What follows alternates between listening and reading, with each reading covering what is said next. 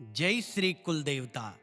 पितृपक्ष का पावन समय हमारे पूर्वजों का स्मरण कर उनके आशीर्वाद को प्राप्त करने का अद्वितीय अवसर है। कहते हैं जब पितर प्रसन्न होते हैं तो जीवन के सभी दोष, बाधाएं और संकट दूर हो जाते हैं। इस पितृ दोष शांति कवच के पाठ से न केवल कुल और वंश में चल रहे पितृ दोष का निवारण होता है, बल्कि घर परिवार में सुख शांति और समृद्धि का वास होता है। श्रद्धा से इसके ये 11 पाठ करने पर आपके पितृ कृपा करके आपके हर संकट को हर लेते हैं।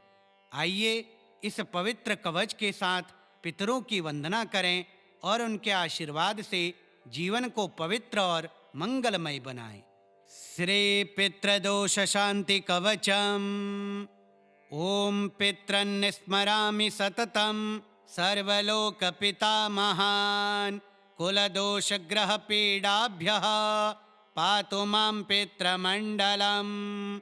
येषां प्रसादात् सुकृतं येषां प्रसादात् श्रुतिः तैः पितृभ्यः प्रणम्याहं पातु मां सर्वदानिशम्। ऋषिपितामहादीनां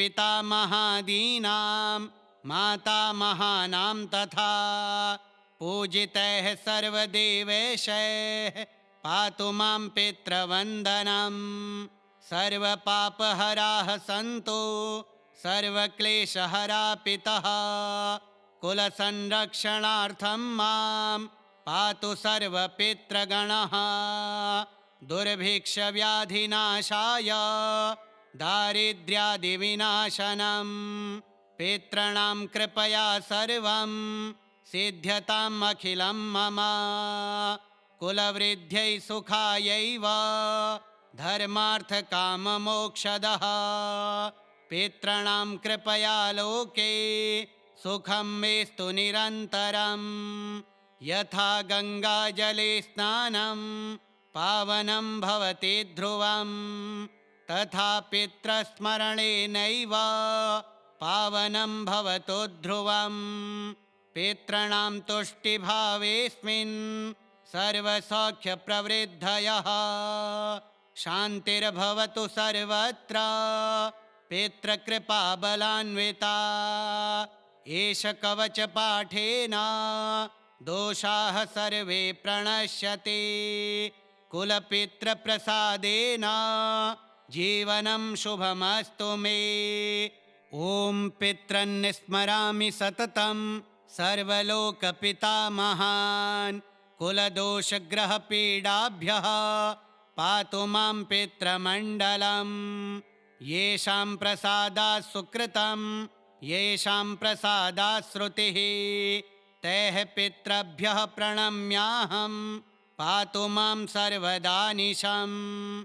ऋषिपितामहादीनां मातामहानां तथा पूजितैः सर्वदेवेशैः पातु मां पितृवन्दनम्। सर्वपापहराः सन्तु सर्वक्लेशहरा पितः कुलसंरक्षणार्थं मां पातु सर्वपितृगणः। दुर्भिक्षव्याधिनाशाय दारिद्र्यादिविनाशनम् पितॄणां कृपया सर्वं सिद्ध्यताम् अखिलं मम।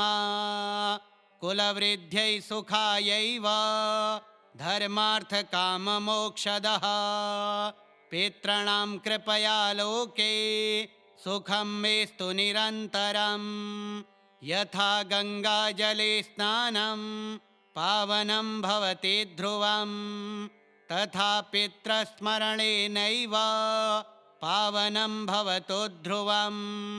पितॄणां तुष्टिभावेऽस्मिन् सर्वसौख्यप्रवृद्धयः शान्तिर्भवतु सर्वत्र पितृकृपाबलान्विता।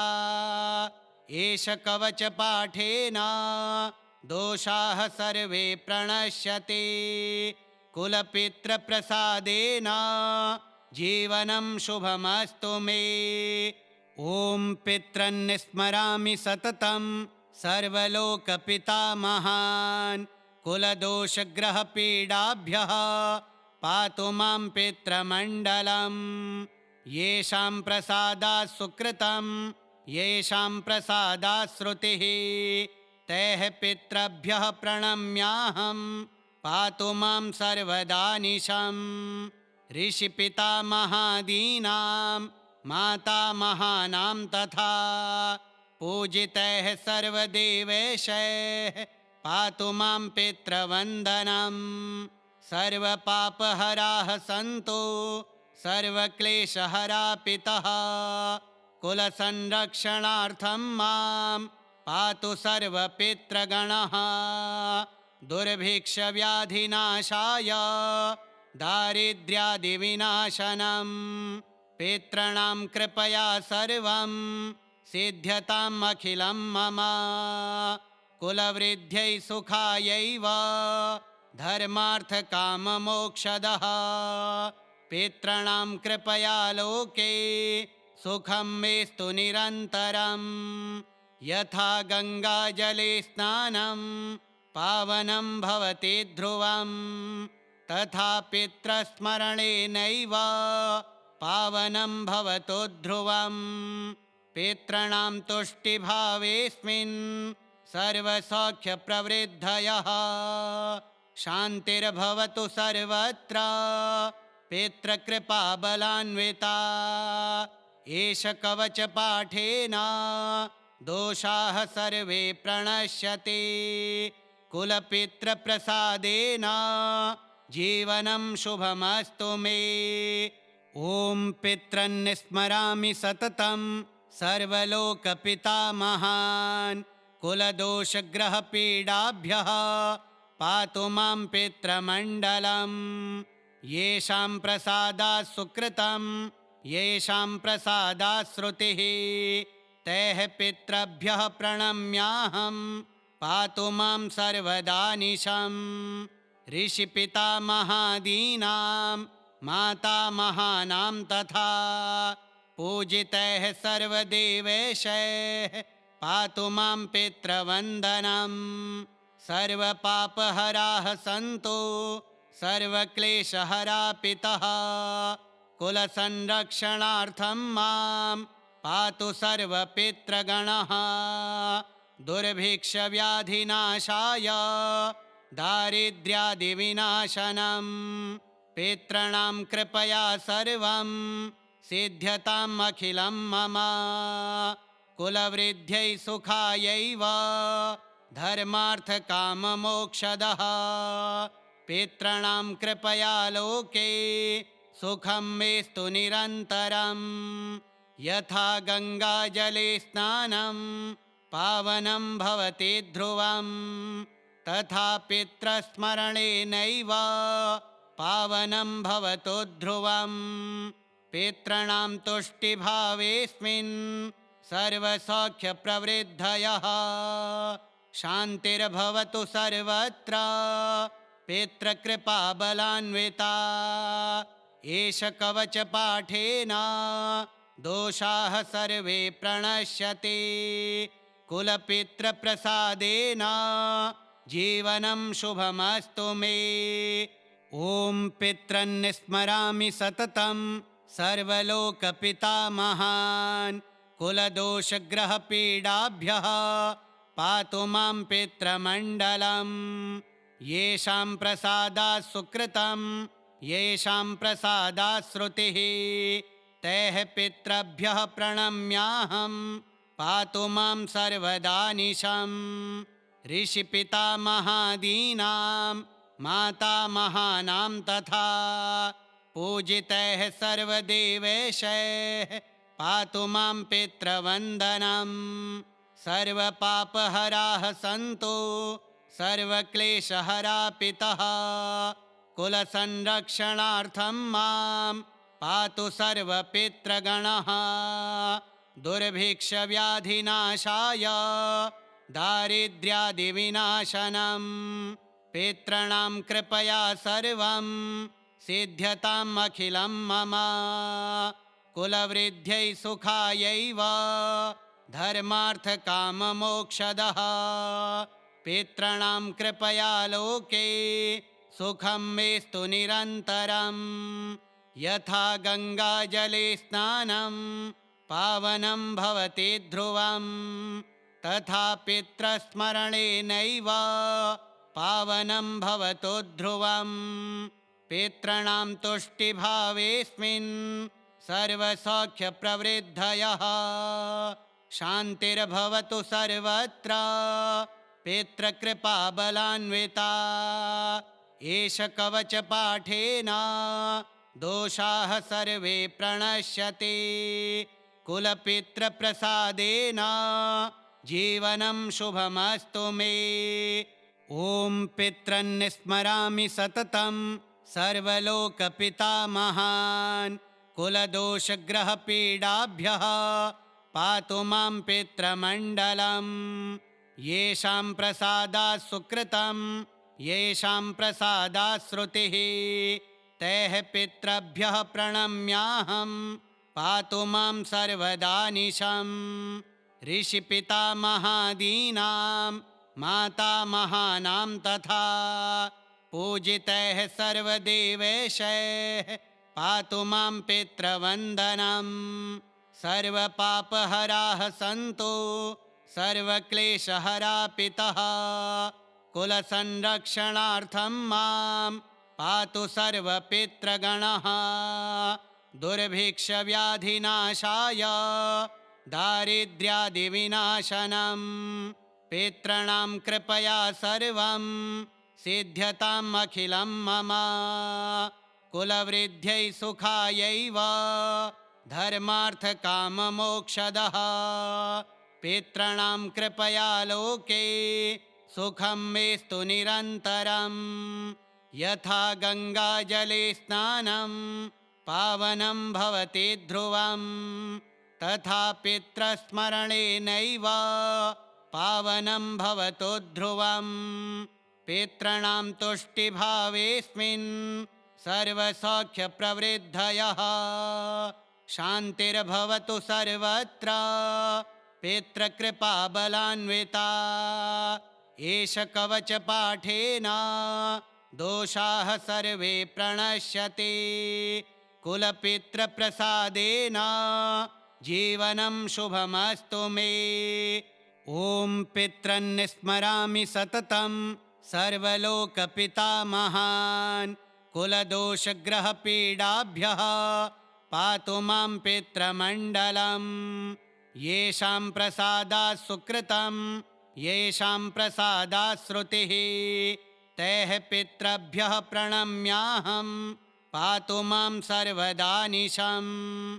ऋषिपितामहादीनां मातामहानां तथा पूजितैः सर्वदेवेशैः पातु मां पितृवन्दनम्।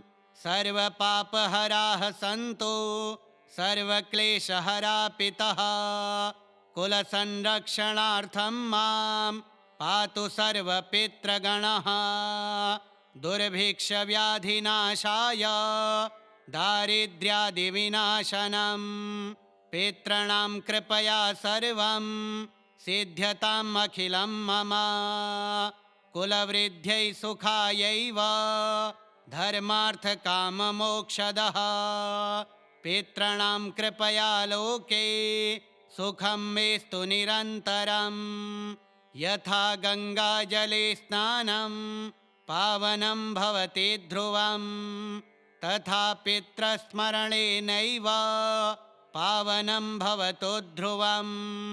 पितॄणां तुष्टिभावेऽस्मिन् सर्वसौख्यप्रवृद्धयः, शान्तिर्भवतु सर्वत्र पितृकृपाबलान्विता। एष कवचपाठेन दोषाः सर्वे प्रणश्यति, कुलपितृप्रसादेन जीवनं शुभमस्तु मे।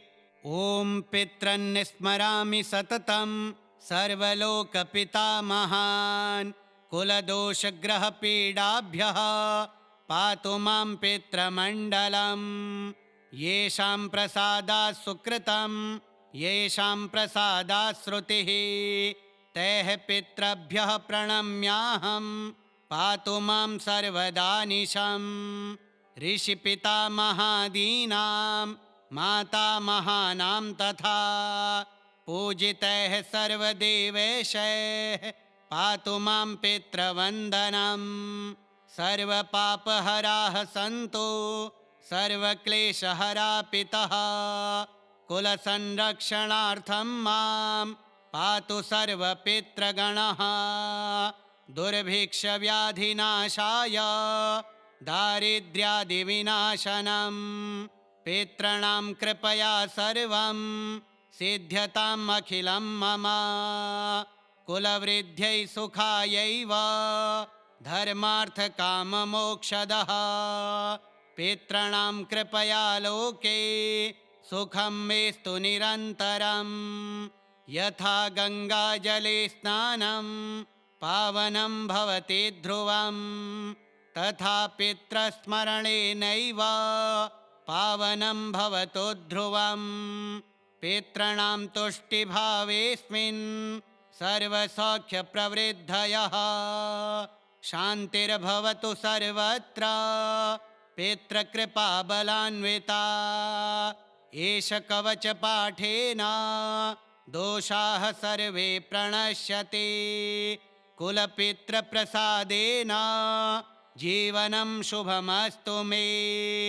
ॐ पितॄन् स्मरामि सततं सर्वलोकपितामहान् कुलदोषग्रहपीडाभ्यः पातु मां पितृमण्डलम्। येषां प्रसादात् सुकृतं येषां प्रसादात् श्रुतिः तैः पितृभ्यः प्रणम्याहं पातु मां सर्वदानिशम्। ऋषिपितामहादीनां मातामहानां तथा पूजितैः सर्वदेवेशैः पातु मां पितृवन्दनम्। सर्वपापहराः सन्तु सर्वक्लेशहरा पितः कुलसंरक्षणार्थं मां पातु सर्वपितृगणः। दुर्भिक्षव्याधिनाशाय दारिद्र्यादिविनाशनम् पितॄणां कृपया सर्वं सिद्ध्यताम् अखिलं मम। कुलवृद्ध्यै सुखायैव धर्मार्थकाममोक्षदः पितॄणां कृपया लोके सुखं मेस्तु निरन्तरम्।